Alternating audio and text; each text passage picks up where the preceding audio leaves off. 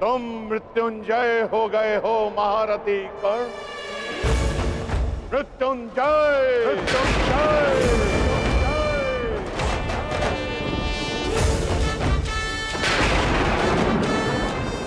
तुम्हारे जैसा सर्वश्रेष्ठ धनुर्धर न कभी इस धरा पर हुआ है और ना ही कभी होगा, ना ही कभी होगा, ना ही कभी होगा।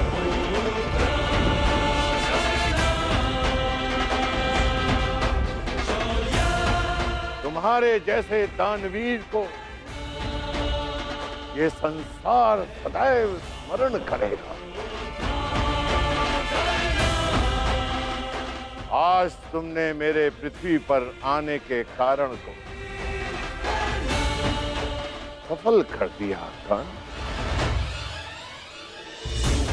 तुमने रणभूमि में कोई भी अस्त्र, कोई भी शस्त्र, कोई भी कवच, कोई भी ढाल अपने सामने सबको निरस्त कर दिया। अपने सामने उसे शूद्र सिद्ध कर दिया। तुम श्रेष्ठ नहीं, सर्वश्रेष्ठ होकर सर्वश्रेष्ठ।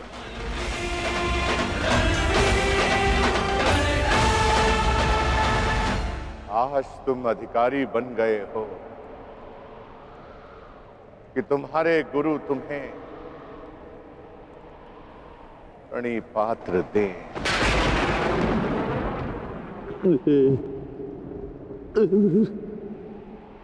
तुम्हारा कल्याण हो।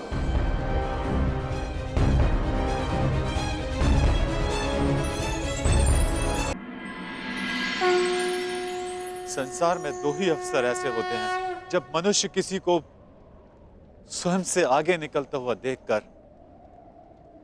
प्रसन्न होता है।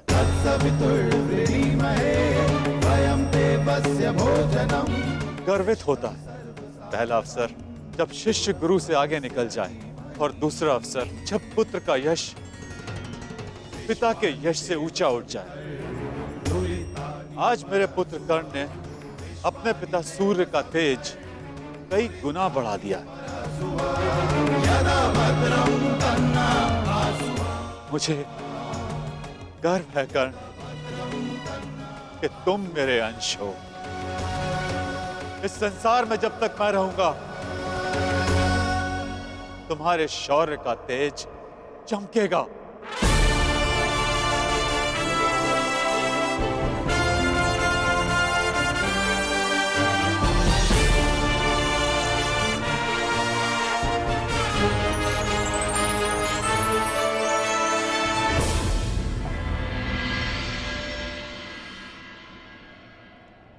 समय आ गया है सखा।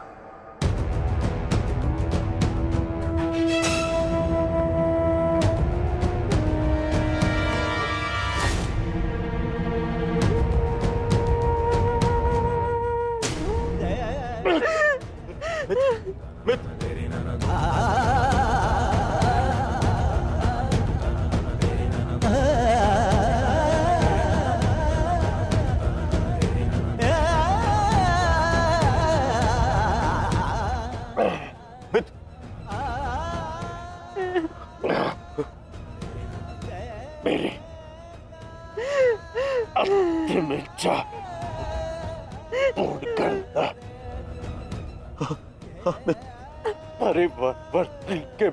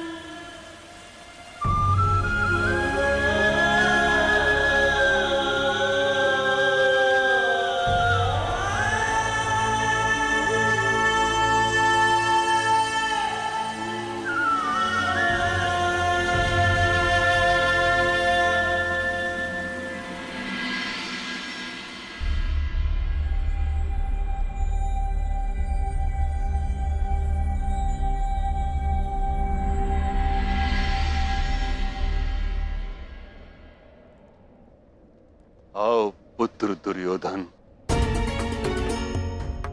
कदाचित अब तुम्हें आभास हो गया होगा, यह युद्ध अनायास था। अब इस युद्ध को रोक देना चाहिए। नहीं पितामह, कदाचित अब ये विश्वास हो गया है कि ये युद्ध आवश्यक था।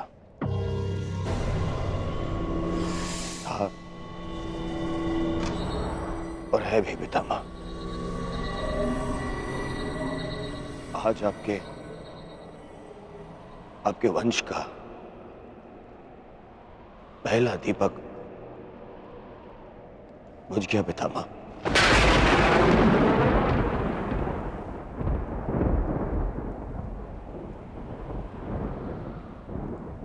कर्ण,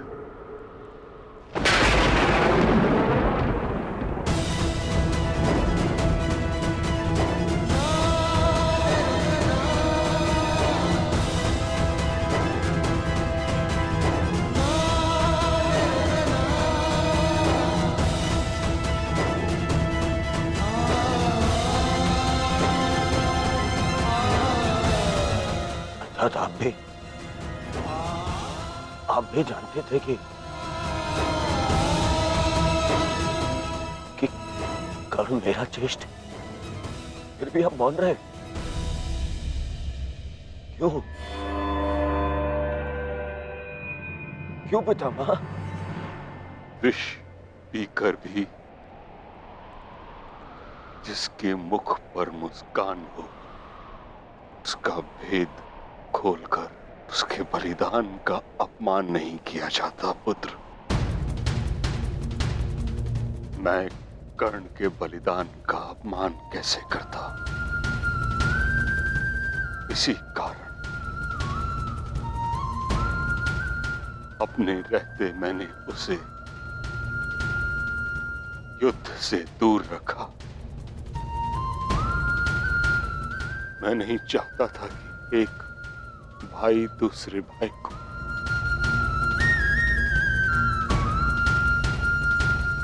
नहीं,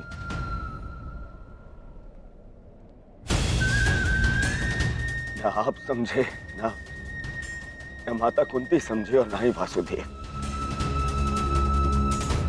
कदाचित आप लोगों ने बता दिया होता कि कर्ण हमारा ज्येष्ठ है, तो सौगन गुरु बलराम की पितामह मैं बस संसार का सारा राज्य उसे दे देता। क्यों नहीं बताया पितामह आपने? क्यों? युवराज, अंगराज का अंतिम संस्कार होने को है।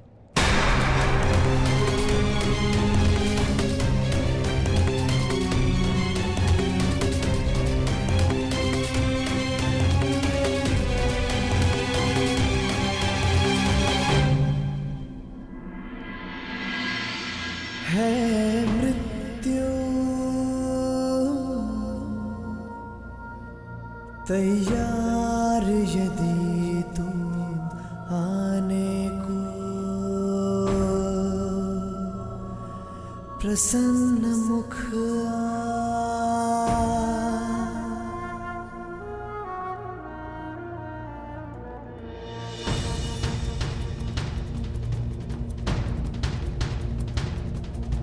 द्वार खुला है तेरा स्वागत, वीर खड़ा द्वारे अभयागत।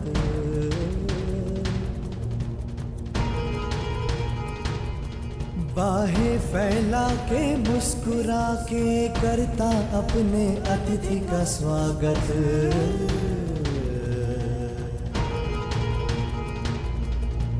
वीर गति पाके एक बालक आया, तेरे आंचल छाया।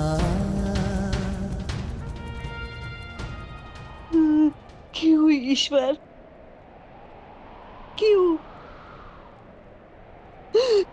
क्यों स्त्री को ये शक्ति दी कि वो कोई भी बात छुपा कर रख सके?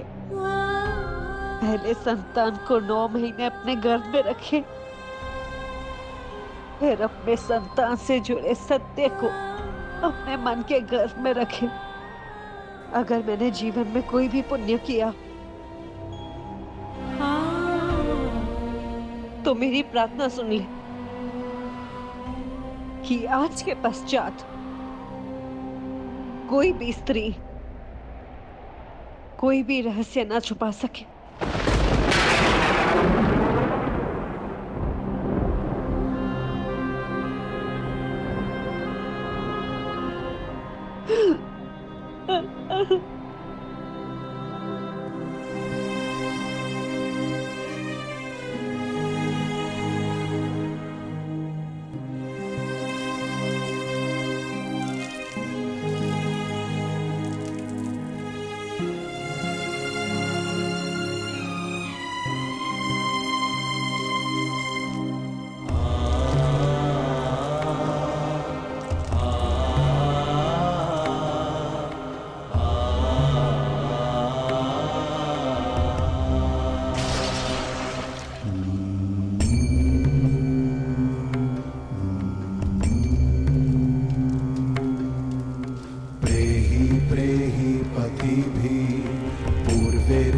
यत्रा ना पूर्वे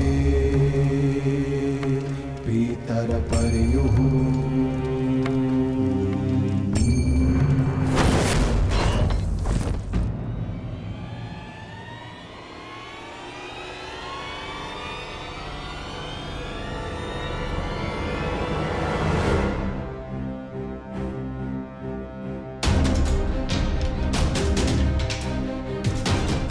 दूर हटो, दूर हटो मेरे मित्र के देह से।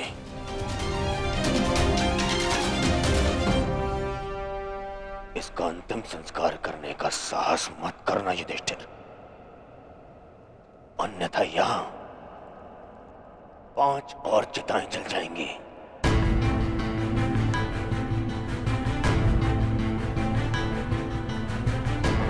किस अधिकार से,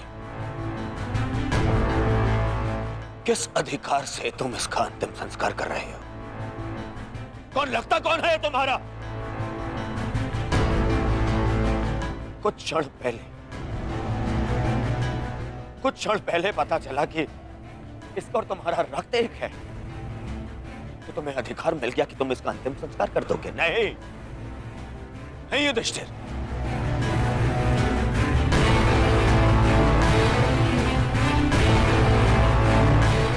इसका अंतिम संस्कार करने का अधिकार उसको है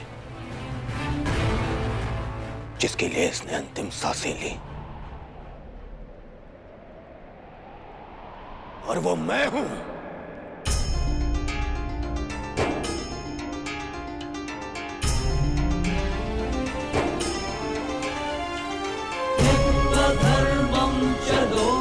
मेरे माता पिता देख नहीं सकते, परंतु उनकी आंखों में भी एक स्वप्न है।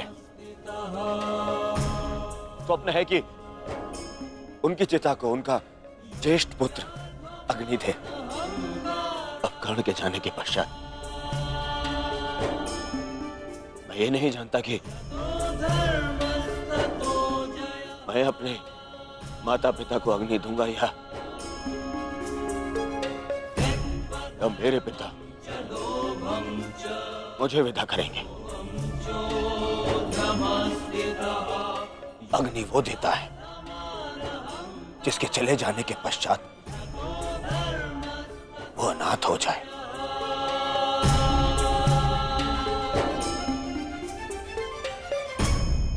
और कर्ण के चले जाने के पश्चात मैं अनाथ हो गया हूं, इसीलिए उसे अग्नि देने का अधिकार केवल मेरा है, और मुझसे ये अधिकार कोई नहीं छीन सकता।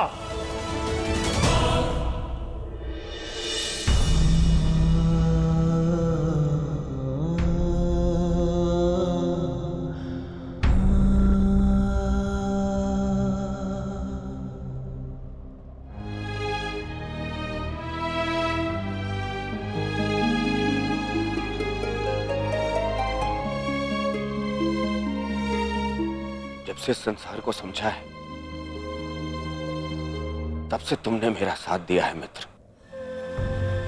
मैं भी तुम्हारा साथ दूंगा। हम बहुत शीघ्र मिलेंगे। सुन रहे हो कर्ण? इतनी आसानी से मुझसे पीछा छुड़ाने नहीं दूंगा तुम्हें। इतनी सरलता से नहीं।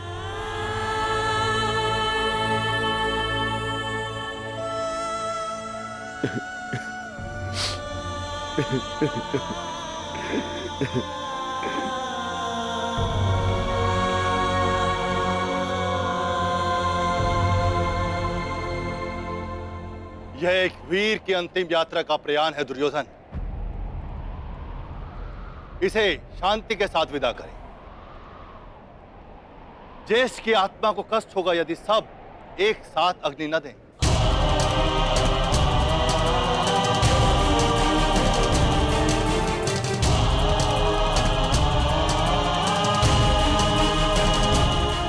ठीक है महर्षि, अपने मित्र की शांति के लिए मुझे यह भी स्वीकार है।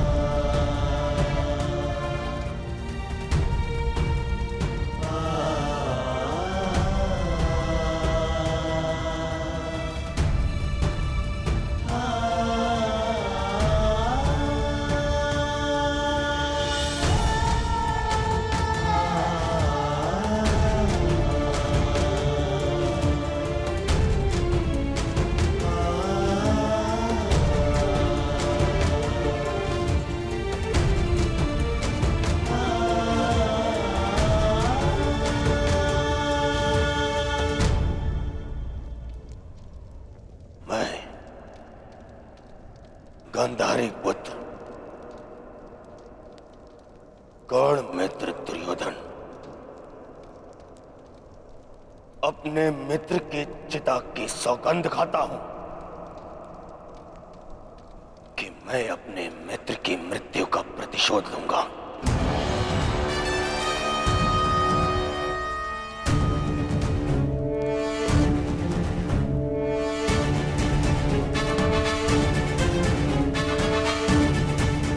अब ये युद्ध ना इंद्रप्रस्थ के लिए है और ना ही हस्तिनापुर के लिए।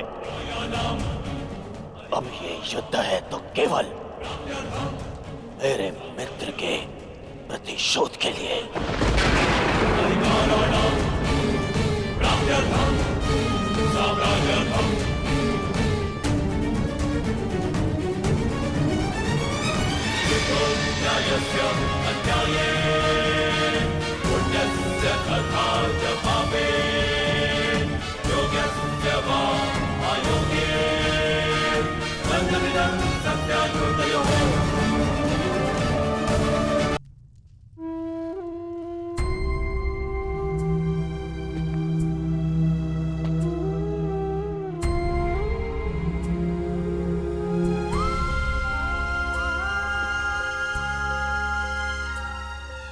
सब समाप्त हो गया माता, सब कुछ।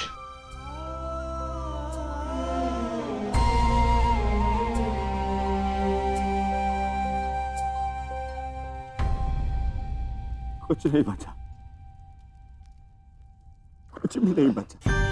कर्ण के साथ मेरी विजय, मेरा सुख, मेरा स्वप्न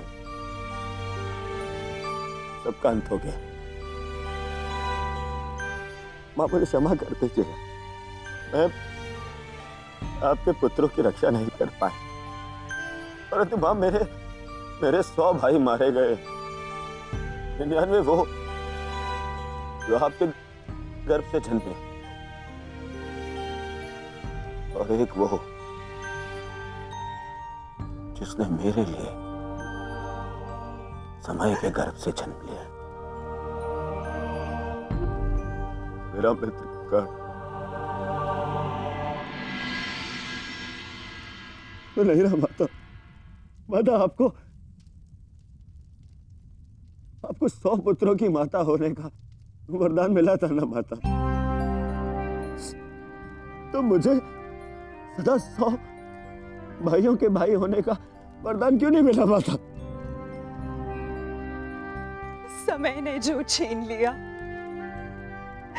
उसे लौटाया नहीं जा सकता पुत्र, परंतु जो अब मेरे पास शेष है उसे रहने दो। छोड़ दो ये युद्ध पुत्र।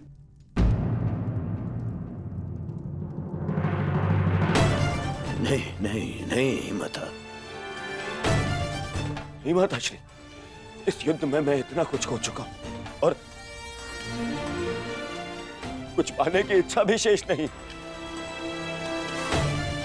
अब यदि कुछ शेष है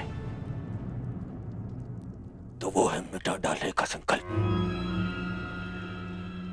उन पांडवों को मिटा डालने का संकल्प। अब ये युद्ध नहीं रुकेगा। अब या तो आपका पुत्र जीवित रहेगा और या फिर वो पांडव।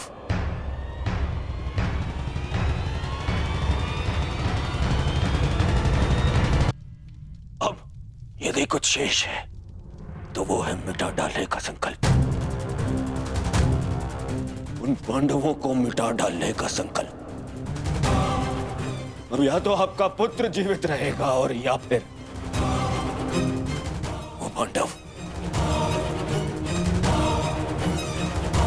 मुझे क्षमा कर दीजिएगा माता, परंतु अब ये युद्ध नहीं रुकेगा, नहीं रुकेगा ये युद्ध।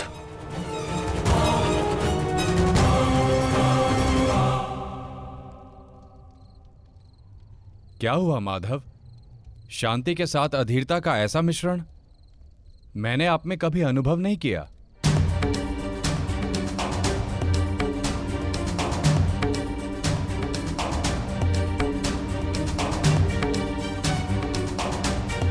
मौन क्यों है माधव? क्यों आप हर बार उस योद्धा का अंत कर देते हैं जो इस युद्ध का अंत कर सकता है? क्यों माधव, क्यों?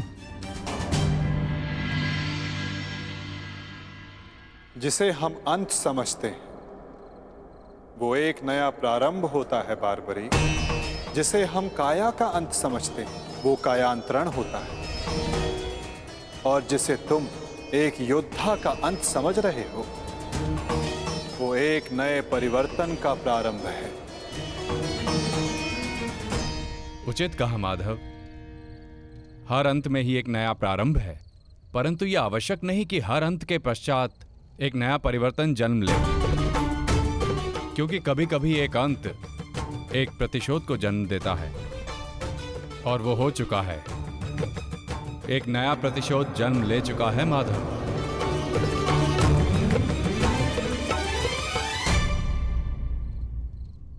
नहीं जानती थी मैं कि 100 पुत्रों की माता होने के गर्व के पश्चात 100 संतानों के वध का दुख भी सहना होगा।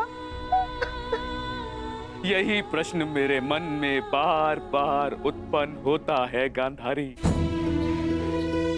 जब महादेव ने तुम्हें स्वयं शतपुत्रवती बनने का वरदान दिया है, तो क्यों वही एक एक करके हमारे पुत्रों को निगल रहे हैं?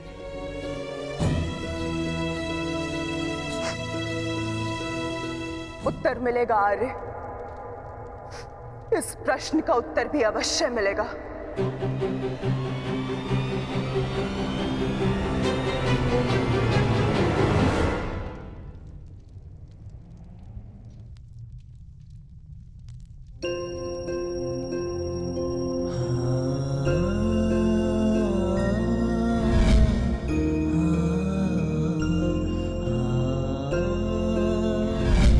ये श्राप मुझे क्यों नहीं मिला कि मैं युद्ध में बाण चलाना भूल जाऊं?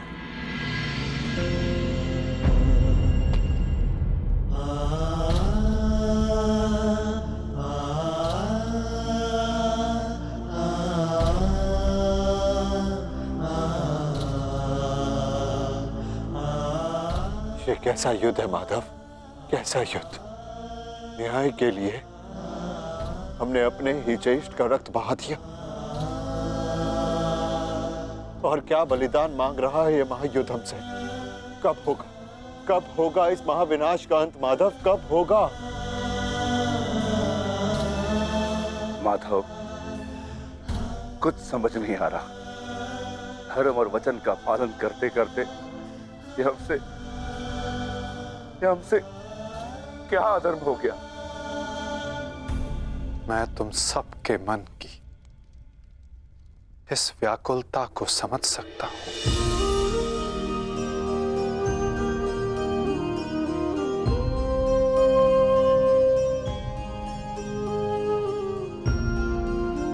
तुम सब इतने समय से इस सत्य से वंचित थे,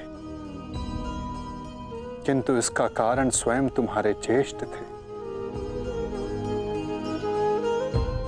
और जब सत्य समक्ष आया तो बहुत विलंब हो चुका था।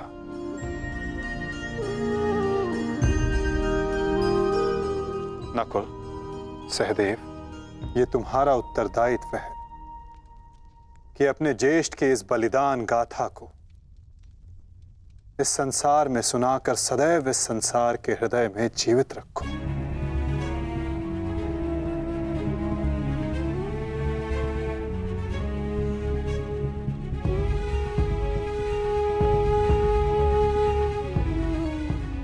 पार्थ, तुम्हारे ज्येष्ठ अंगराज कर्ण सदैव इस युद्ध के प्रारंभ से पूर्व अपना अंत जानते थे। वो इस युद्ध का परिणाम भी जानते थे पार्थ।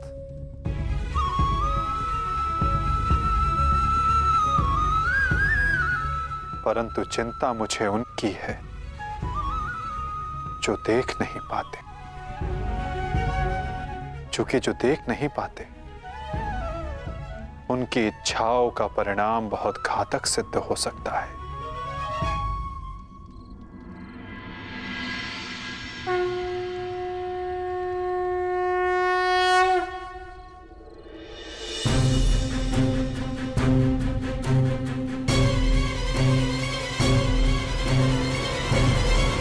रुक जाओ बहना, नहीं बहना,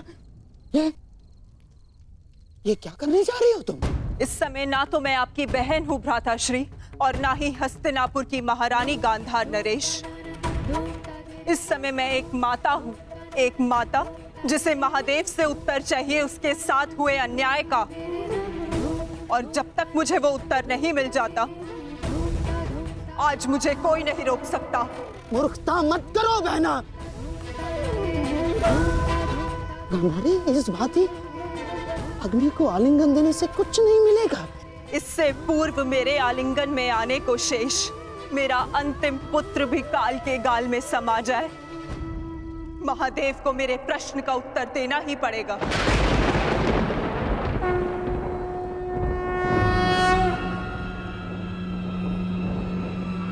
नहीं नहीं नहीं बहना, मैं तुम्हें ऐसा नहीं करने दूंगा, नहीं करने दूंगा मैं तुम्हें ये सब कुछ ना। आप हस्तिनापुर की महारानी को आदेश दे रहे हैं गांधार राज? देखो बहना, ईश्वर के लिए ये सब मत करो। एकांत।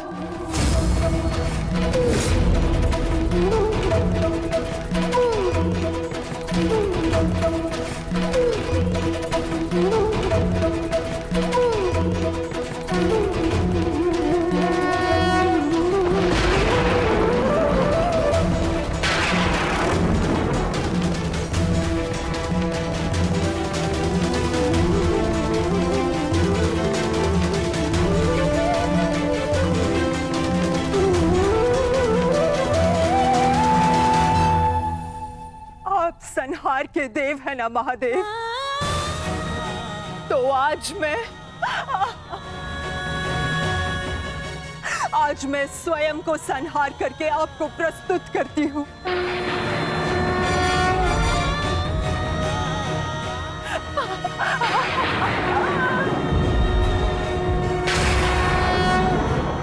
आपने मुझे शतपुत्रवती होने का वरदान दिया था महादेव,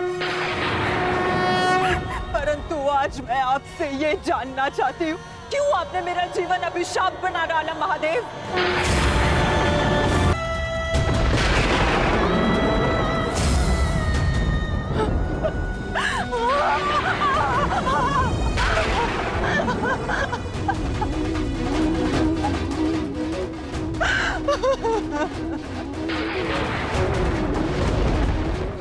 प्रकट होइए महादेव, प्रकट होइए। आपने मेरे जीवन को एक जीती जागती चिता बना डाला है। ये माता अपने पुत्रों का हंसता हुआ मुख नहीं देख पाई,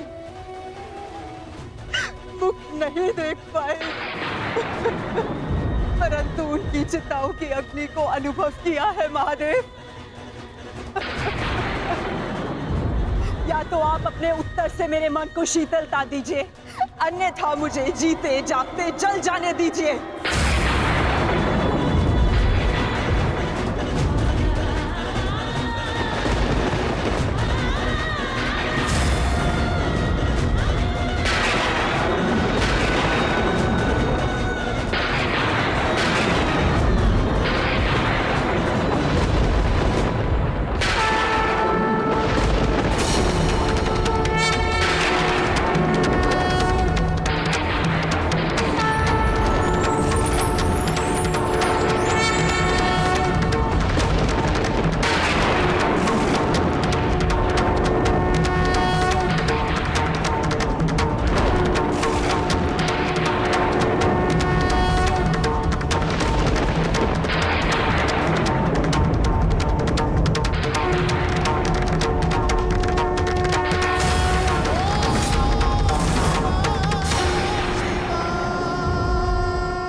किस प्रश्न ने तुम्हें इतना विचलित कर दिया है गांधारी? अन्याय ने मुझे विचलित किया है महादेव, वो अन्याय जो आपने मेरे साथ किया। मेरे 100 पुत्रों के वरदान को 100 पुत्रों के नाश के अभिशाप में बदल दिया है उन पांडवों ने। बोलिए महादेव, बोलिए, ये कैसी नीति है आपकी? ये तो नियति है गांधारी। हर एक के जन्म के साथ उसकी मृत्यु निर्धारित होती है। उसे लेके मनुष्य विचलित हो सकता है, परंतु ना ही ये अन्याय है और ना ही प्रतिशोध का कारण। नहीं महादेव, मैं ना तो यहाँ प्रतिशोध के लिए आई हूँ और ना ही प्रतिकार के लिए। ये एक माता है जो आपके समक्ष खड़ी है, जिसके 99 पुत्रों का निर्दयता से वध कर दिया गया है। उसे केवल एक पुत्र की सुरक्षा चाहिए। मुझे दुर्योधन की मृत्यु नहीं देखनी है। आपका वरदान झूठा नहीं होना चाहिए महादेव। जिसे आपने 100 पुत्र होने का वरदान दिया, वो निसंतान नहीं मरनी चाहिए महादेव। जो हानि मेरी कोख को अब तक हुई है, उसे मैं सह लूंगी, किंतु मेरा अंतिम शेष पुत्र दुर्योधन, मैं आपसे उसकी सुरक्षा मांगती हूँ महादेव। मेरे पुत्र की रक्षा कीजिए महादेव। उसे भीम के प्रहार से बचा लीजिए। पांडवों को अस्त्र देने वाले महादेव, यदि आज मेरे पुत्र को ढाल नहीं देंगे,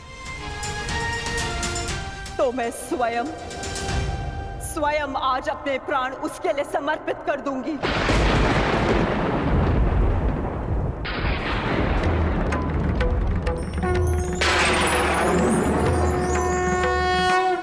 तुमने अपने पुत्र के साथ अन्याय किया है गांधारी।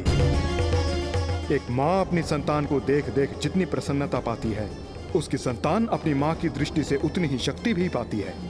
परंतु मैं कुछ समझी नहीं महादेव। तुम्हारे पुत्र की सुरक्षा अब तुम्हारे हाथ है गांधारी। वर्षों से आंखें बंद करके जो तप अर्जित किया है उसका प्रयोग करो। तुम्हारी दृष्टि तुम्हारे पुत्र के शरीर को वज्र का बना देगी।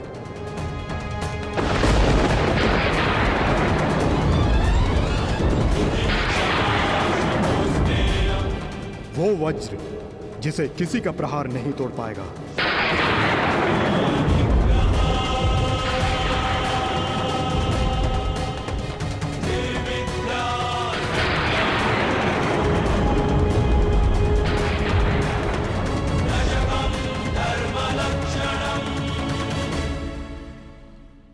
ये आपने क्या कर दिया महादेव? आप स्वयं धर्म स्वरूप हैं महादेव। फिर धर्म स्थापना में आप बाधा कैसे बन सकते हैं? धर्म स्थापना के लिए दुर्योधन का नाश आवश्यक है महादेव, और आपने दुर्योधन को अटूट ढाल दे दी। मैंने वही किया जो परिस्थिति के अनुकूल था। परंतु नियति के लिए तो प्रतिकूल था ना भोलेनाथ। मेरा परम भक्त यदि मुझसे कुछ मांगता है तो मैं उसे मना नहीं कर सकता माधव। ये तो आप जानते हैं। मानता हूं इसके कारण बार बार आपके समक्ष समस्याएं उत्पन्न होती हैं, परंतु मुझे विश्वास है कि हर बार की भांति इस बार भी नारायण इस समस्या का हल निकाल ही लेंगे। मैं अपनी व्यवस्था से बंधा था, परंतु आप अपना कार्य पूर्ण करने के लिए स्वतंत्र हैं।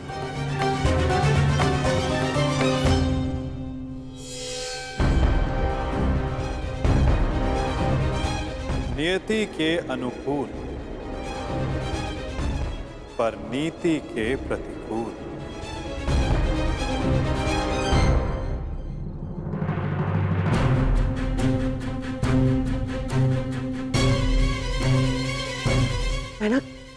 मैना क्या हुआ? महादेव ने दर्शन दिए?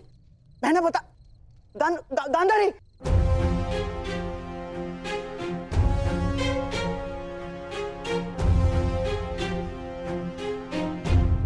महारानी। दासी, युवराज दुर्योधन से कहिए मैंने उन्हें अपने समक्ष प्रस्तुत होने का आदेश दिया है, तुरंत।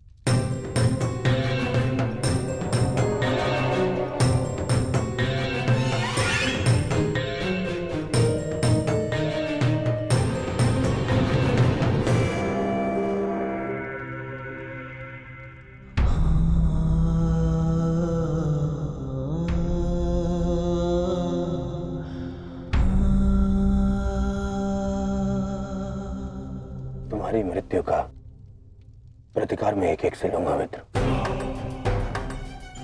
और पांडवों को छोड़ूंगा नहीं। उन्हें तुम्हारे साथ किए गए अन्याय का प्रतिकार चुकाना होगा मित्र।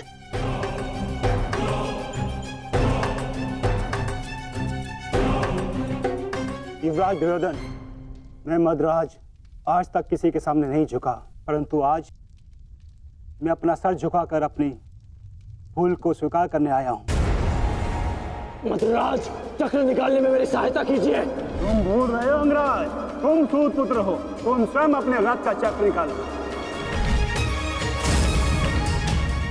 मद्राज, मुझे मेरा विजय धनुष दीजिए। नहीं अंगराज, मैं तुम्हारी आज्ञा का पालन नहीं करूंगा।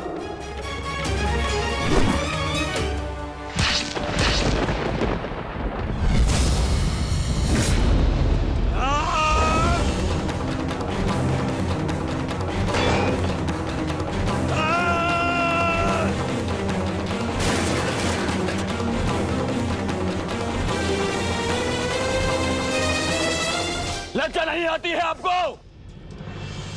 जिस कर्म को करने के पश्चात मृत्यु मांगनी चाहिए, उसके लिए क्षमा मांग रहे हैं आप। ऐसे कर्म को करने के पश्चात आपका अब साहस कैसे हुआ मुझसे क्षमा मांगने के लिए? चक्र रथ को निकालने में सहायता की होती, विकर्ण को उसका विजय धनुष दे दिया होता तो आज एक धनुर्धारी मरता, परंतु वो कर्ण नहीं अर्जुन होता।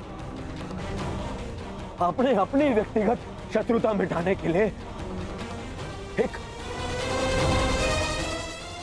योद्धा के कर्तव्य से विश्वासघात किया। मन तो करता है कि वध कर दूं आपको। आप जानते हैं क्या मद्रराज, ये आपका झुका हुआ सर, ये आपके लिए सबसे बड़ा दंड है।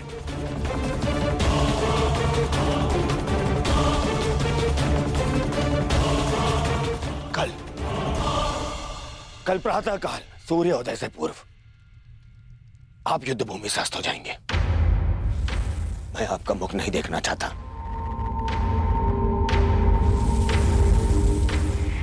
मैं कर्ण की मृत्यु का प्रतिशोध लेना चाहता हूं युवराज।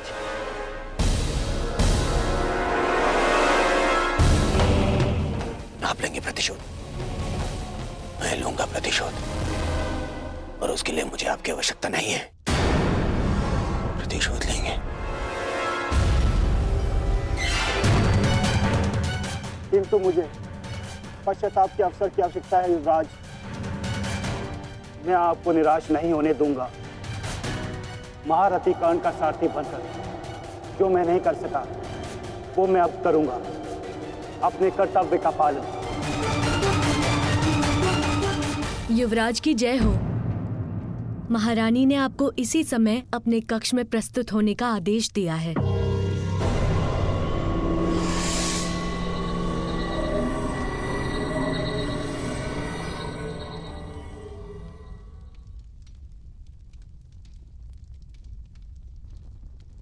पिताश्री, माता ने यूं अचानक मुझे स्मरण क्यों किया?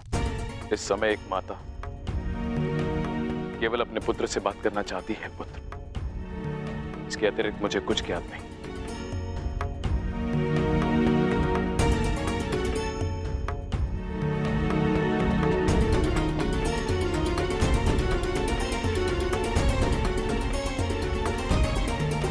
प्रणिपात माता, आपने मुझे स्मरण किया।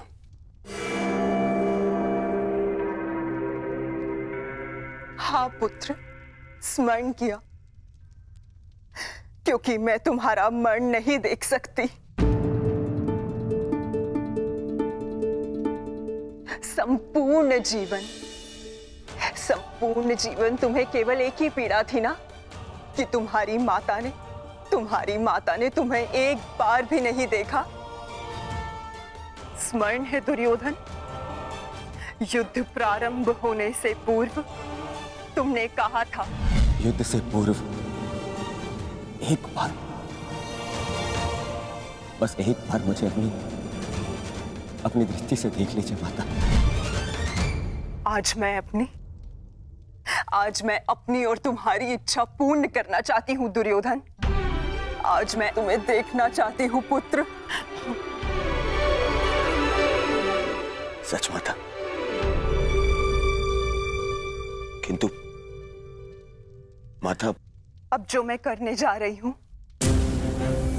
उसके पश्चात तुम युद्ध जीतो या ना जीतो, परंतु मेरी ममता हार से बच जाएगी। मैं कुछ समझा नहीं माता। अब मैं तुम्हें जो कहने जा रही हूं पुत्र, उसे ध्यानपूर्वक सुनना और आज्ञा अनुसार ही पालन करना।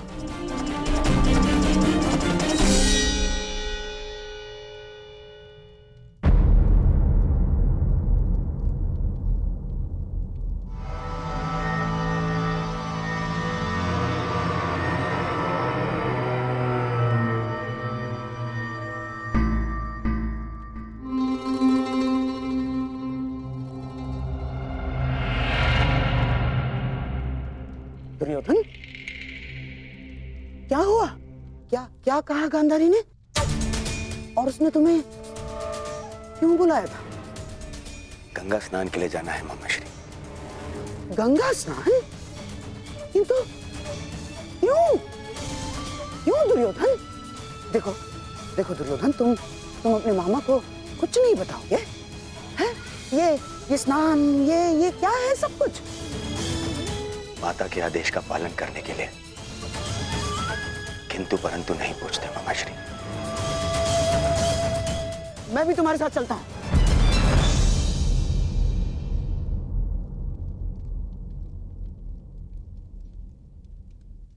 नहीं मामाश्री, ये यात्रा मुझे अकेले करनी है।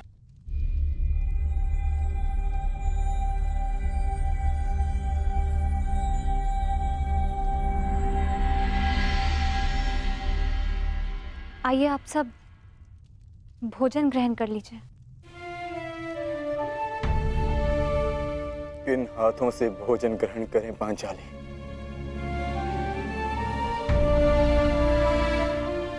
इन हाथों से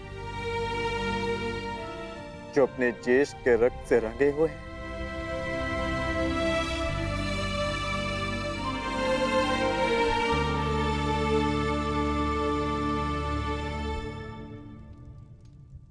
जाओ पार्थ, जाकर विश्राम कर लो।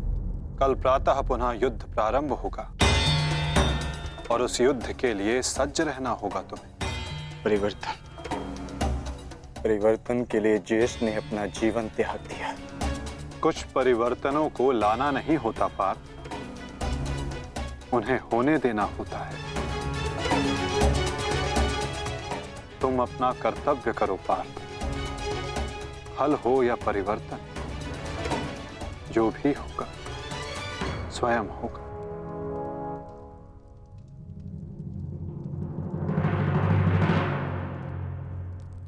आप कहां जा रहे हैं माधव? कुछ परिवर्तन ऐसे होते हैं पार्थ जिनमें सहायता करना धर्म होता है और कुछ ऐसे जिनमें बाधा डालना आवश्यक। मैं समझा नहीं माधव। समझने की आवश्यकता भी नहीं है पार्थ।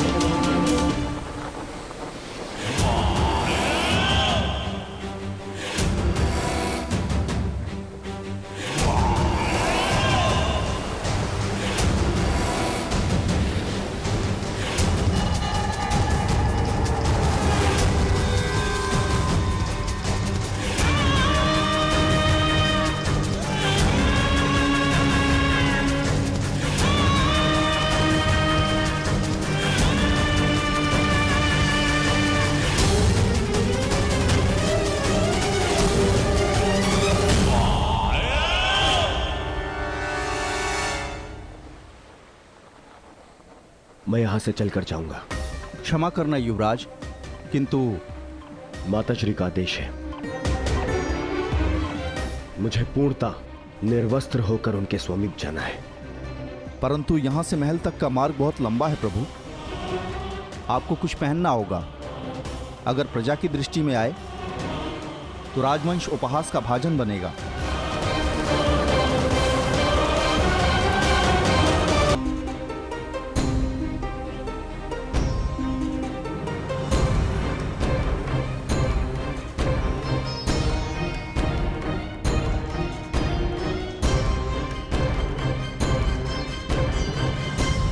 अपने पिता का आदेश नहीं मानता, बहुत बड़ा बुद्धिमान समझता है अपने आप को।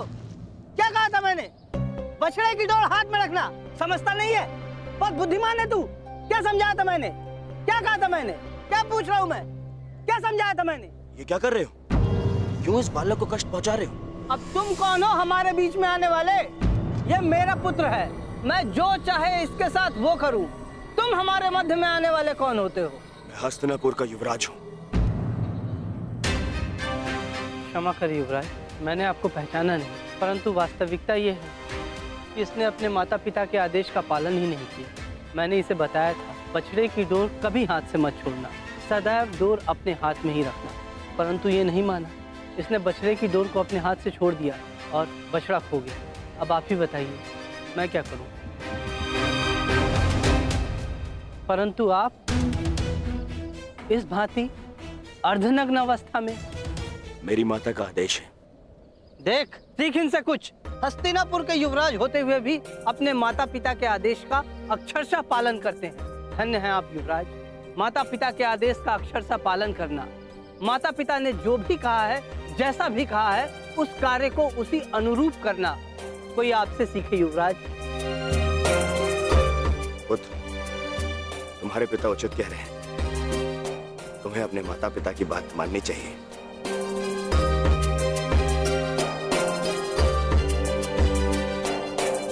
माता पिता के आदेश का अक्षरशः पालन करना, माता पिता ने जो भी कहा है, जैसा भी कहा है, उस कार्य को उसी अनुरूप करना कोई आपसे सीखे युवराज।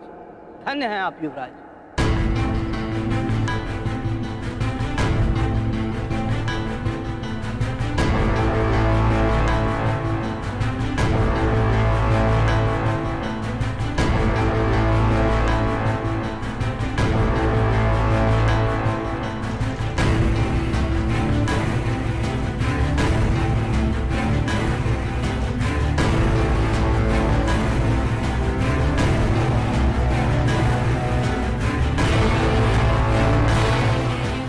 माता के आदेश का पालन कर रहे हो दुर्योधन, परंतु गंगा स्नान के पश्चात यूं वस्त्रहीन क्यों होकर आए हो? माताश्री का आदेश है मामाश्री, निर्वस्त्र होकर आना है। बुद्धिहीन हो दुर्योधन। माता के लिए तो बालक ने गर्दन से नीचे भी वस्त्र ना पहना हो तो वो नग्न कहलाता है। और शास्त्रों में भी लिखा है कि युवा होने के पश्चात एक पुत्र ने अपने माता के समक्ष और एक भाई ने अपने बहन के समक्ष निर्वस्त्र नहीं जाना चाहिए। पुत्र पौत्र वाले हो गए हो ना दुर्योधन, न जाने तुम्हें बुद्धि कब आएगी। माता के समक्ष यूं अवघड़ बनकर जाओगे?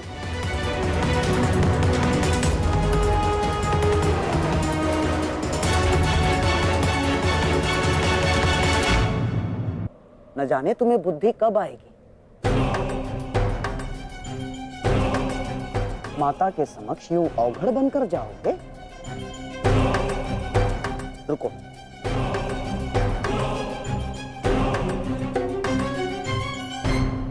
लो, कम से कम इसे अंगवस्त्र बनाकर धारण करो। लो दुर्योधन।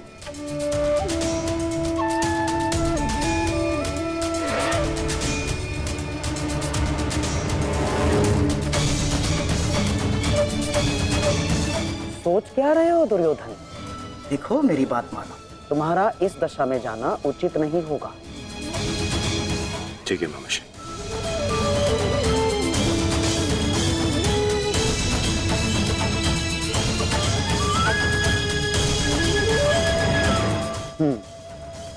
अब जाओ और अपनी माता के आदेश का पालन करो।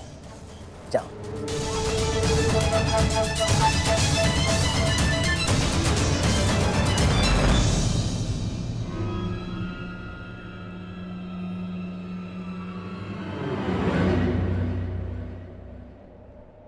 कहां से आ रहे हैं युवराज? तुम यहां क्या कर रहे हो वासुदेव? और इससे तुम्हें क्या कि मैं कहां से आ रहा हूं? मेरा कुछ नहीं युवराज, परंतु जब आपकी माता ने अपने समक्ष आपको नग्न अवस्था में आने का आदेश दिया है, तो फिर आप ये पहनकर क्यों जा रहे हैं?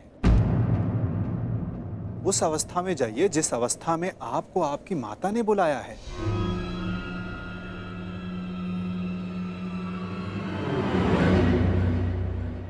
देखिए युवराज, जब माता पिता कोई आदेश दें तो बिना संकोच करे उनके आदेश का पालन करना चाहिए।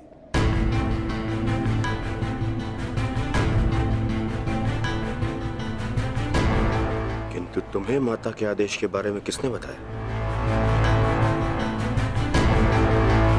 नहीं, तुम छलिए हो। तुम फिर से अवश्य मुझे किसी छल में बांधना चाहते हो। मेरी माता के सामने मुझे लज्जित करवाना चाहते हो। नहीं वासुदेव, नहीं, मैं अब तुम्हारे किसी भी छल में नहीं आने वाला।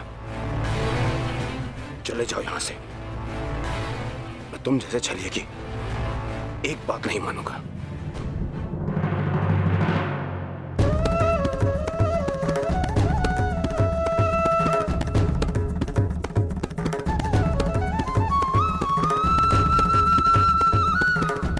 मेरी एक बात नहीं मानना चाहते दुर्योधन, परंतु बात मेरी ही मानिए।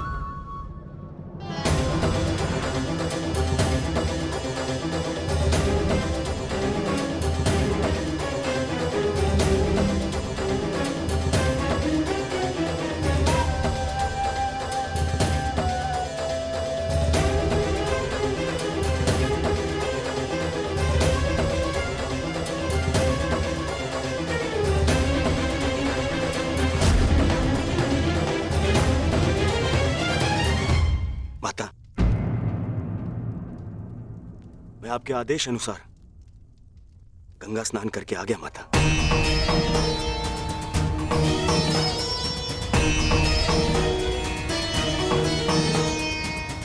मैंने जैसे कहा था तुमने वैसे ही किया है ना पुत्र? जी माता। तो सज्ज हो जाओ पुत्र। अब मैं तुम्हारे शरीर को वज्र का बनाने जा रही हूं।